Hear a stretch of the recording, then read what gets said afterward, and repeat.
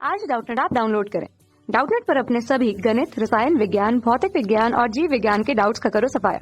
बस प्रश्न की फोटो खींचो, एक ही प्रश्न को क्रॉप करो और तुरंत वीडियो सोल्यूशन पाओ। अभी डाउनलोड करें। नमस्कार।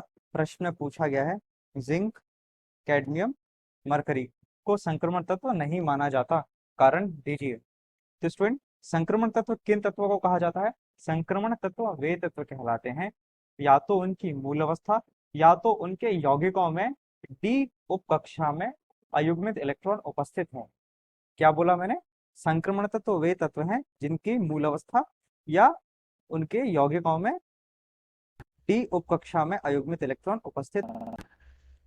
तो स्टूडेंट, ये देखा गया कि जो जिंक है, कैडमियम है और जो मरकरी है, इनकी मूल अवस्था और इनकी यौगिकों की अवस्था में दोनों में ही ये देखा जाता है कि डी कक्षक या डी उप कक्षा में अयुग्मित इलेक्ट्रॉन उपस्थित नहीं होते। चलिए, इनका इलेक्ट्रॉनिक विन्यास में देखने पर हमें ये समझ में आ जाएगा। जैसे जिंक है तो जिंक का परमाणु क्रमांक होता है 30।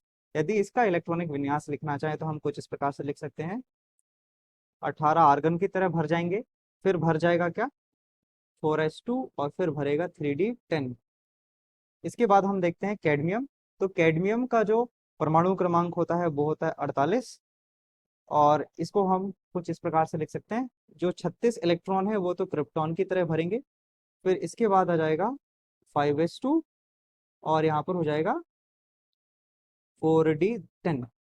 अब इसके बाद हम देखते हैं मरकरी। तो मरकरी का परमाणु क्रमांक होता है 80 और इसमें जो 54 इलेक्ट्रॉन है वो तो जिनॉन की भांति भर जाएंगे और फिर इलेक्ट्रॉन भरेंगे 6s2, 4f14 और क्या हो जाएगा फिर 5d10। डी जो कक्षा है उसमें 10 इलेक्ट्रॉन।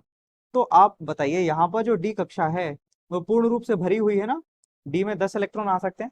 तो जो डी उप कक्षा है वो पूर्ण रूप से भरी हुई है, तो अयुग्मित इलेक्ट्रॉन होने का तो कोई सवाल ही नहीं उठता।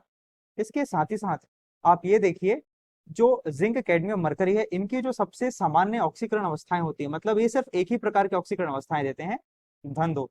तो जिंक धन दो, कैडमियम धन दो और क्या बोलते हैं मरकरी धन दो। तो ये अपने यौगिकों में धन दो ऑक्सीकरण अवस्थाओं में होते हैं और यहाँ पर हमने उनकी क्या लिख दी है, मूल अवस्थाएं।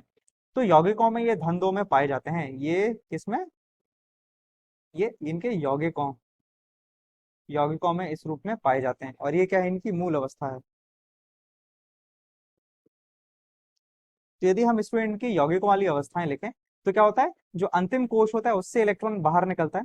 तो हम देखें तो अंतिम कोश कौन सा है इनका? वाह्यतम कोश है, एस कक्षा है कि नहीं, जिसके लिए एन का मान सबसे बड़ा होता है, वो होते हैं उसके अंतिम कोश। तो यहाँ से क्या होंगे, दो दो इलेक्ट्रॉन निकल जाएंगे। तब भी हम देख रहे हैं जो डी उप कक्षा है वो क्या है, पूर्ण रूप से भरी हुई है और इनमें क्या है, कोई भी इलेक्ट्रॉन अयुग्मित नहीं है। तो कारण क्या हो जाएगा? कारण हो जाएगा कि इनकी ना ही मूल अवस्था ना ही इनके यौगिकों में डी उप कक्षा में इलेक्ट्रॉन अयुग्मित होते हैं। मूल अवस्था तथा यौगिकों में डी उप कक्षा में अयुग्मित इलेक्ट्रॉन न होने के कारण जिंक, कैडमियम, मरकरी को संक्रमण धातु नहीं माना जाता। तो स्टूडेंट, आशा करता हूँ आपको इस प्रश्न का हल समझ में आया होगा। धन्यवाद। कक्षा 6 से 12वीं से लेकर नीट, IIT, JEE वो एडवांस के लेवल तक 1 करोड़ से ज्यादा छात्रों का भरोसा। आज ही डाउनलोड करें डाउटनेट ऐप या व्हाट्सएप करें अपने सारे डाउट्स 8400 400 400 पर।